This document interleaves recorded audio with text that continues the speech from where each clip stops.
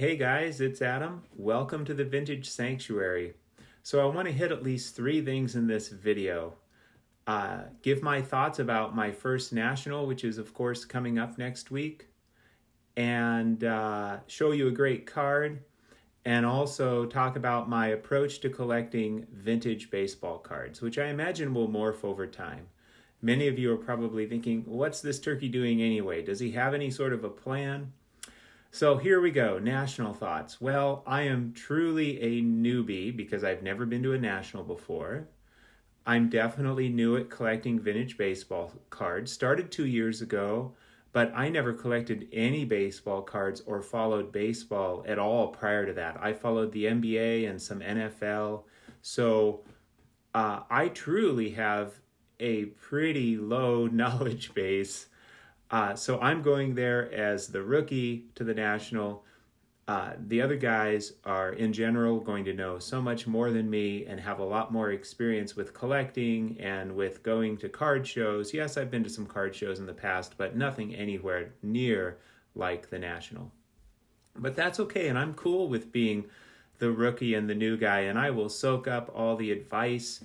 My goal is to meet a bunch of wonderful people and have fun, just connect in a greater way with this wonderful community. Of course, I'd like to pick up at least one card. I see a potential comma card in my future from the National, something that I would show off when I get back, but we'll see, if I don't have to buy anything there, but I'd like to take away at least one card to say that I got something. It doesn't have to be an expensive card, but it could be, so we'll see how it goes.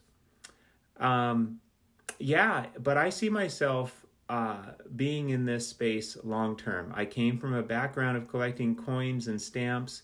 As many of you know, I sold my biggest coin to generate funds to go to the National and have some funds to spend, some money to spend at the National as well.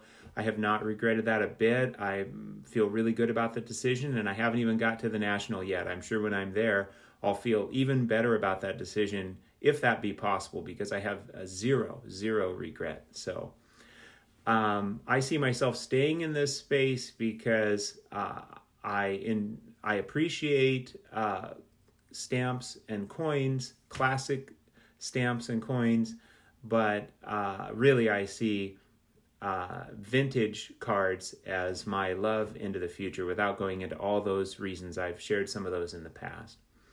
So that's my simple goal for the National. I have some cards in mind, but I don't have any particular card that I'm just going to target, where I'm just seriously targeting that card. I'm just going to kind of let the cards or the card come to me. When the right card comes along, I have an advantage. I'm relatively new at this, so there's so many cards I don't have that, there's lots of opportunity out there. All right, my simple approach to collecting vintage baseball cards, and I will get you looking at a card at some point here too, and I promise it'll be worth the wait, although you can tell me whether or not it was. Well, when I started out, I said, I just want to get one card from each top set, 1952. I'm not sure when I'll end, maybe possibly 1979, get through the 70s, maybe 1980, the end of the Topps monopoly. I know there's the 51 playing card looking top set, but I'm thinking 52 through, probably the 70s. Just get one card from each set, one base card at least to start with, of, a card that I like, of a player that I like. And I've got a long way to go on that, but I'm in no rush. I've got a card from most of the sets from the 50s, but only a few from the 60s, and I only have one card from the 70s. I think it's the 1974 or 75, maybe 1975 number 1, Hank Aaron celebrating his breaking Babe Ruth's home run record. So I've got a long way to go, but I have several 52 tops, and you've seen, some of those. I think I've got about 16. The ones you haven't seen are Yankee contributors, so a lot of those were pretty inexpensive. And then I have about that many 54 tops as well, some of those are Yankees contributors or minor stars, so they're not all Hall of Famers by any means. So I've got a lot of cards there. I've got, 9 pre-war. If you count 1941 as pre-war, if you don't, I have 6 pre-war. I've got some special cards that are not Topps or Bowman, like the Red Heart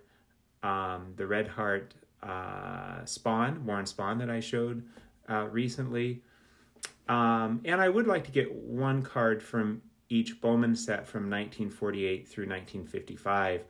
I'm missing 48, 49, and 50, but again, I'm in no rush. So one card from each set, Topps and Bowman. That's kind of a simple starting approach, but also one card of each player that I like. So I'd like to have at least one Mickey Mantle card, and I've got, to me, a really big card, that 56 Topps Mantle that I've showed off.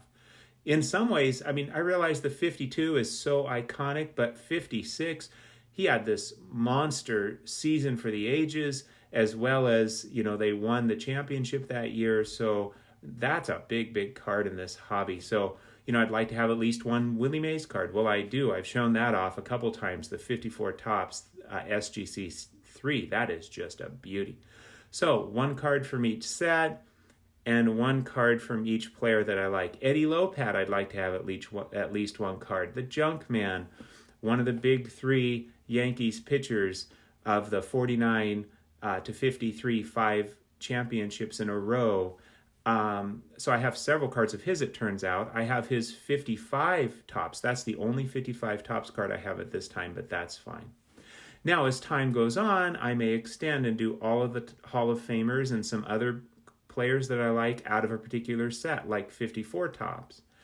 So, you know, that's how I might extend my collection, even though I have not finished yet getting one card from each player that I like. For example, I don't have a Roy Campanella, and I haven't yet finished getting one card from each vintage Topps set either. So I've got a ways to go on that, but I could see myself extending this out maybe to a few player runs, possibly Yogi Berra.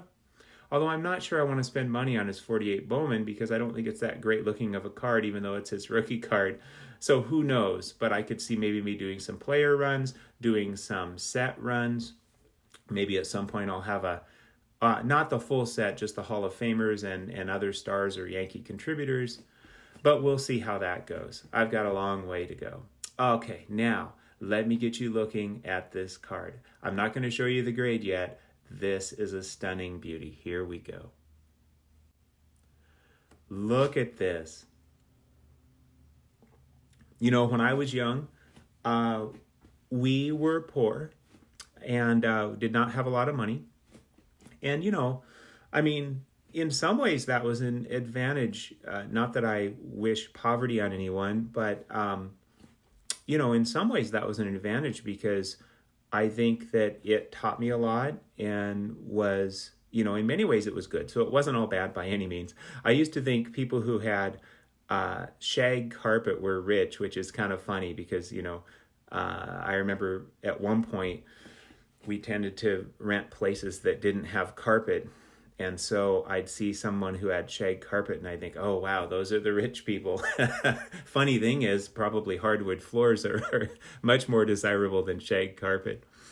Anyway, so the reason I mention this is we didn't always have color TV. We often had black and white TVs. And so I also thought people who had color TV, you know, were rich as well, which is kind of funny. Well, in 1955, you know, color TV was a big deal. And so I know some people like these 55 Bowman color TV sets. Other people don't. I think they're just absolutely wonderful. I've got just a few cards from this set, and this is the biggest one I have. Look at this beauty. You know, let me show you the grade. Oh, first, let me just say this.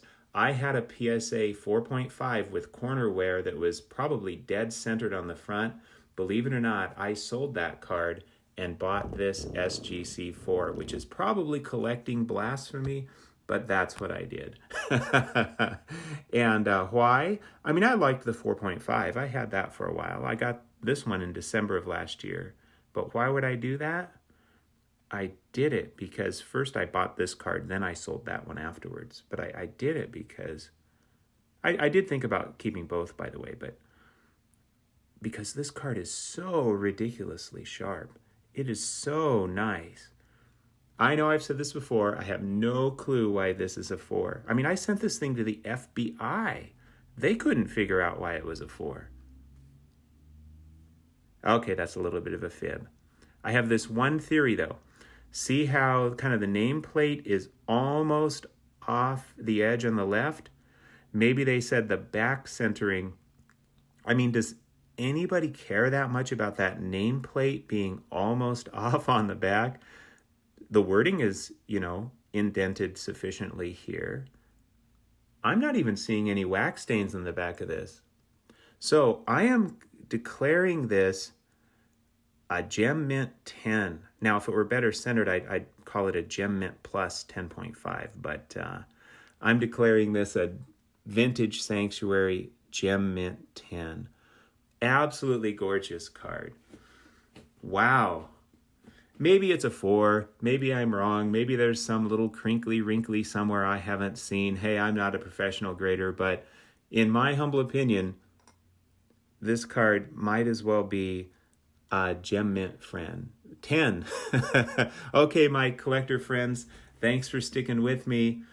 I'm not sure if I'll be making a video at the National or waiting till I get back. The whole thing is, I don't know if overwhelming is the right word. I'm excited about it, but, we'll kind of see how that plays out. So I won't do a video before I leave. Another video. This is the last one. I may not do one until I come back. We'll see.